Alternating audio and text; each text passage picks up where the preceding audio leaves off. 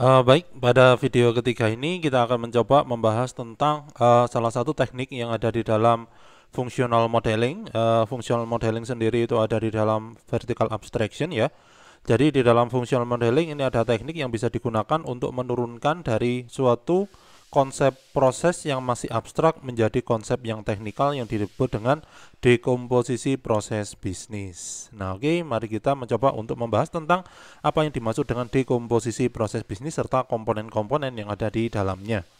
Oke, dekomposisi fungsional atau dekomposisi proses bisnis merupakan suatu teknik yang bisa digunakan bagi seorang analis proses bisnis untuk memberikan suatu pandangan atau sudut pandang yang lebih rinci dari suatu proses bisnis yang ada di organisasi. Nah, dekomposisi fungsional ini akan menurunkan fungsi bisnis yang ada di tingkat atas atau yang ada di tingkat manajerial menjadi fungsi bisnis yang lebih teknis, sehingga di situ fungsi bisnis tingkat atas itu akan dipecah menjadi fungsi-fungsi dengan tingkat granularitas yang lebih kecil. Artinya adalah tingkat granularitas yang paling kecil dari suatu fungsi bisnis itu adalah sebuah aktivitas yang nanti akan dimodelkan ke dalam sebuah proses bisnis. Nah, aktivitas-aktivitas yang merupakan bentuk granularitas yang paling kecil dalam fungsi bisnis itu kemudian akan dipecah kembali menjadi kegiatan-kegiatan teknis yang bersifat operasional yang bisa dilakukan oleh tiap staf yang ada di dalam sebuah organisasi.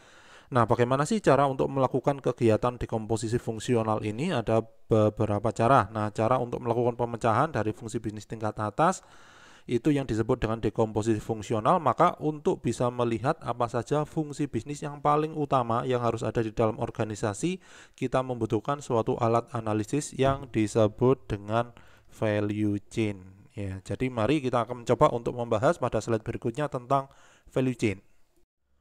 Oke, jadi sekarang kita akan mencoba membahas tentang value chain ya. Jadi alat analisis yang bisa digunakan untuk mendeteksi kira-kira fungsi bisnis mana atau kegiatan apa di dalam organisasi yang dianggap paling penting. Nah, kalau misalkan dapat kita lihat pada slide yang ada di depan, ini merupakan gambar value chain ya. Ini merupakan suatu value chain. Jadi pada value chain itu dibagi menjadi dua. Yang pertama adalah primary activities, yang kedua adalah support activities. Nah, apa bedanya antara primary activities sama support activities? Untuk primary activities itu didefinisikan sebagai kegiatan yang dilakukan oleh organisasi yang bisa menghasilkan suatu barang atau jasa yang bisa memberikan keuntungan bagi organisasi. Itu yang disebut dengan primary activities ya. Jadi kalau misalkan ternyata terjadi kesalahan di dalam primary activity baik itu inbound, operation, outbound, marketing, sales maupun service, maka di sini margin yang ada di dalam organisasi itu mungkin juga tidak akan didapatkan secara positif atau organisasi tidak akan mendapatkan keuntungan jika terjadi kesalahan di salah satu primary activities-nya. Nah, sekarang apa yang dimaksud dengan support activity yaitu firm infrastruktur, human resource, teknologi development sampai procurement. Support activities itu merupakan kegiatan di dalam organisasi yang bisa digunakan atau dilakukan untuk mendukung kelancaran dari primary activities ya. Oke, jadi itu perbedaan antara support activities dan primary activities. Primary activities tujuannya adalah kegiatan untuk yang dilakukan oleh organisasi untuk bisa menghasilkan barang atau jasa yang memberikan suatu keuntungan bagi organisasi. Sedangkan support activities merupakan suatu kegiatan yang jika itu dilakukan akan bisa memperlancar primary activities. Oke, kita bahas dulu primary activities. Ada 5 primary activities mulai dari inbound logistik, operation, outbound logistik, marketing and sales, dan juga services. Nah, oke, kita mulai dari inbound logistik. Apa yang dimaksud dengan inbound logistik? Inbound logistik itu merupakan kegiatan yang dilakukan oleh organisasi untuk mendapatkan suatu bahan baku. Bahan baku, kalau misalkan di dalam suatu perusahaan manufaktur, misalkan itu adalah Indofood, produknya adalah Indomie, berarti bahan bakunya apa saja? Ya, tepung terigu, terus setelah itu ada gula, ada garam, ada minyak, dan sebagainya yang bisa digunakan untuk membuat Indomie tersebut. Itu yang disebut dengan inbound logistik. Bagaimana cara Indofood itu mendapatkan bahan baku tersebut itu merupakan langkah-langkah yang ada di dalam inbound logistik. Yang kedua di dalam primary activities yaitu operation. Nah, apa yang dimaksud dengan operation di sini? Operation merupakan langkah-langkah atau kegiatan yang dilakukan di dalam organisasi untuk merubah dari bahan baku menjadi barang jadi. Itu yang dinamakan dengan operation. Langkah-langkah untuk melakukan pengepakan, terus setelah itu melakukan pembuatan mie, untuk melakukan pembuatan bumbu dari mie instan, itu semua termasuk ke dalam operation.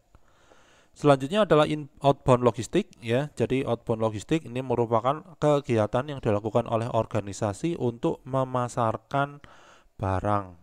Maaf, bukan memasarkan tetapi mendistribusikan barang sehingga bisa sampai ke customer. Itu yang dimaksud dengan outbound logistik. Jadi outbound logistik itu sebenarnya adalah jalur distribusi yang dimiliki oleh organisasi agar produk yang dihasilkan itu sampai dengan kualitas yang baik ke customer. Itu yang disebut dengan outbound logistik. Yang keempat adalah marketing and sales. Jadi marketing sales ini merupakan kegiatan untuk memasarkan atau mengenalkan produk-produk yang dimiliki oleh organisasi ke masyarakat. Itu yang dinamakan dengan marketing and sales. Dan yang terakhir di sini adalah service, yaitu suatu kegiatan untuk melakukan atau menangani komplain dari produk yang dianggap tidak memenuhi kualitas dari masyarakat. Itu yang dinamakan dengan service. Service ini merupakan suatu fungsi untuk menambah value dari barang yang sudah dipasarkan oleh organisasi. Ya. Call center itu termasuk ke dalam service. Itu contoh dari sebuah service. Nah, oke. Itu tentang primary activity. Sekarang kita akan mencoba untuk membahas tentang support activities. Jadi support activity dibagi menjadi 4, ada firm infrastructure, ada human resources, ada technology development, dan yang terakhir ada procurement. Oke, kita bahas dulu firm infrastructure. Apa yang dimaksud dengan firm infrastructure? Infrastruktur di dalam suatu organisasi itu berarti setiap struktur organisasi, setiap SOP atau standard operating procedure, setiap departemen yang ada di dalam organisasi, aturan yang ada di dalam organisasi itu merupakan suatu infrastruktur yang tidak terlihat, sedangkan infrastruktur yang secara fisik dapat dilihat itu bisa berupa kayak gedung. Terus setelah itu ada kendaraan yang digunakan untuk transportasi, itu merupakan seluruhnya adalah infrastruktur yang bisa digunakan untuk membantu primary activities.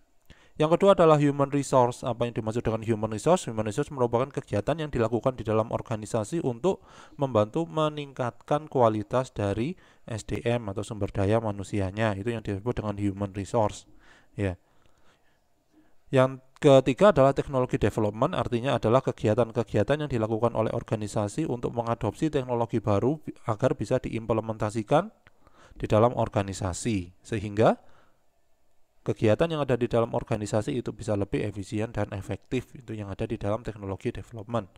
Yang terakhir adalah procurement atau yang disebut dengan pengadaan, artinya adalah kegiatan untuk melakukan pengadaan terhadap barang maupun jasa yang dibutuhkan untuk melaksanakan inbound logistik, operation, outbound logistik, marketing and sales, dan services. Nah, oke. Jadi itu yang termasuk ke dalam value chain ya. Value chain ada dua, yaitu primary activity, support activity. Primary activity adalah inbound, operation, outbound, marketing, sales, service, digunakan untuk melaksanakan kegiatan utama dari organisasi sehingga bisa menghasilkan barang maupun jasa yang akan mendatangkan keuntungan bagi organisasi. Sedangkan yang dimaksud dengan support activity merupakan kegiatan yang bisa yang bisa dilakukan oleh organisasi untuk mendukung primary activity. Ya, ini seperti ini. Nah, oke.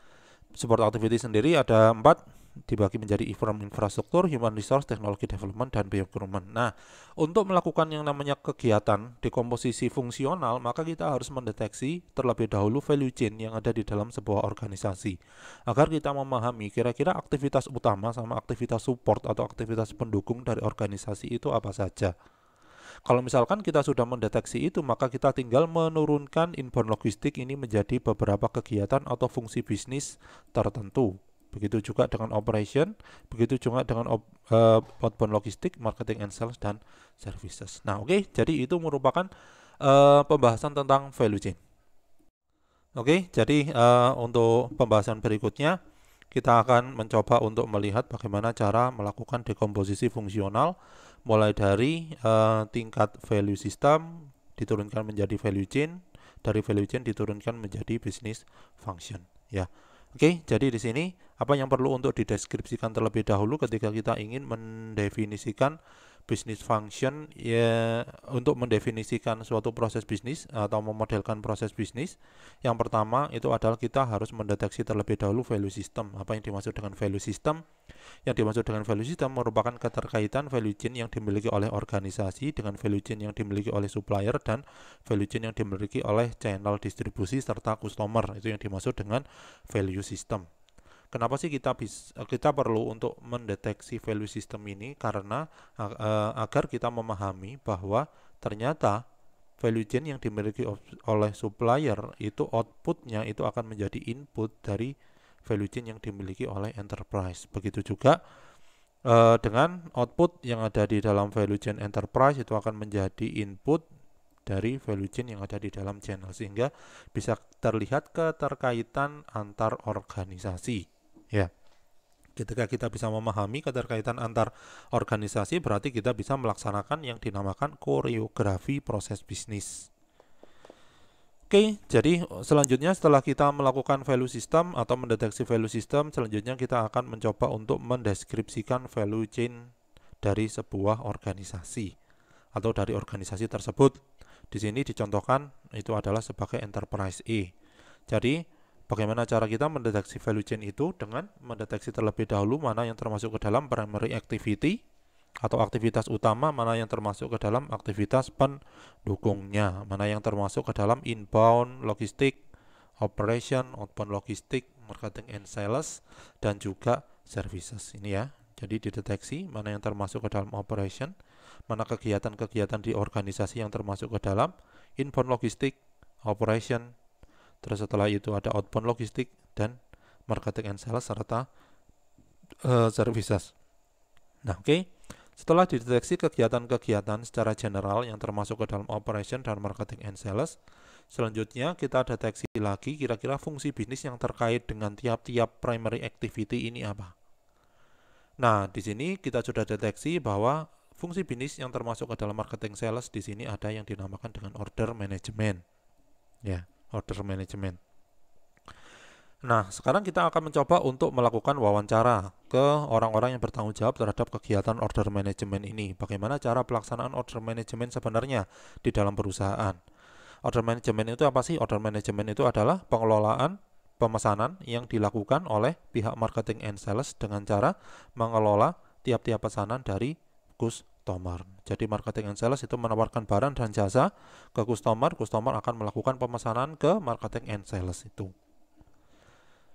Oke, jadi dari order management ternyata bisa didapatkan ada dua fungsi yang menjadi detail dari order management. Yang pertama adalah get order dan yang kedua adalah check order. Check order sendiri itu dibagi menjadi 3 kegiatan yang saling berurutan. Yang pertama adalah analyze order yang harus dilakukan pertama kali. Ya, ini angka 1 ya, maaf gambarnya jelek. Yang kedua adalah simple check, yaitu pengecekan secara sederhana yang dilakukan oleh pihak marketing and sales untuk melihat apakah orang yang memesan barang tersebut memang orang yang dipercaya. Itu yang nomor 2. Dan yang terakhir adalah advance check, yaitu untuk melihat apakah proses pemesanannya itu sudah benar atau tidak, dan apakah barang yang dipesan itu sudah ada atau tidak di dalam gudang. Itu merupakan aktivitas yang ketiga. Nah, itu merupakan cara bagaimana untuk melakukan dekomposisi fungsional mulai dari value system diturunkan menjadi value chain, diturunkan sampai menjadi business function. Oke, jadi itu terkait dengan dekomposisi fungsional. Oke, kita akan lanjutkan lagi dekomposisi fungsional menjadi bentuk yang lebih detail atau sampai ke granularitas yang paling kecil atau sampai ke tingkatan yang paling teknis. Tingkatan yang paling teknis di dalam sebuah fungsional dekomposisi fungsional itu adalah activity ya. Jadi di sini dari business function yang sudah kita definisikan tadi itu akan diturunkan menjadi business process. Dari business process itu akan diturunkan menjadi sebuah activity. Oke, jadi business function sudah kita deteksi bahwa terdapat 3 kegiatan yang dilakukan secara berurutan ketika kita ingin atau ketika pihak marketing and sales ingin melakukan check order. Yang pertama dengan melaksanakan analyze order, yang kedua dengan simple check, dan yang terakhir adalah advance check. Setelah itu analyze order, simple check, dan advanced check ini akan kita coba untuk verifikasikan ke pihak-pihak yang memang melaksanakan check order, apakah langkah-langkahnya itu dilakukan secara berurutan atau tidak. Oke, setelah kita verifikasikan, maka ternyata bisa kita dapatkan bahwa ternyata langkah yang awal yang bisa dilakukan oleh pihak marketing and sales untuk melakukan manage order itu adalah analyze order terlebih dahulu. Setelah analyze order, selanjutnya bisa dilakukan simple check, bisa dilakukan advanced check atau pengecekan secara kompleks ya. Namun di sini bisa terlihat bahwa ternyata advanced check sama simple check itu tidak dilakukan secara paralel. Tetapi pihak marketing and sales itu bisa memilih apakah dia akan melakukan simple check ataukah apakah dia akan melakukan advanced check. Baru dari situ diakhiri proses tersebut. Nah, itu merupakan bagaimana penurunan dari business function menjadi suatu bisnis proses. Nah, setelah itu, kita akan mendeteksi apakah analyze order ini termasuk ke dalam suatu aktivitas yang masuk ke dalam 3 jenis aktivitas, yaitu system activity, user interaction activity, atau yang termasuk ke dalam manual activity, dengan cara mendeteksi dan mengobservasi kegiatan yang sudah dilakukan oleh pihak marketing and sales, sehingga kita bisa mendapatkan justifikasi apakah analyze order itu merupakan manual activity, user interaction activity, ataukah dia itu termasuk ke dalam system activity. Nah, oke. Jadi itu merupakan cara bagaimana untuk melakukan dekomposisi fungsional yang ada di dalam abstraksi vertikal yang masuk ke dalam fungsional modeling.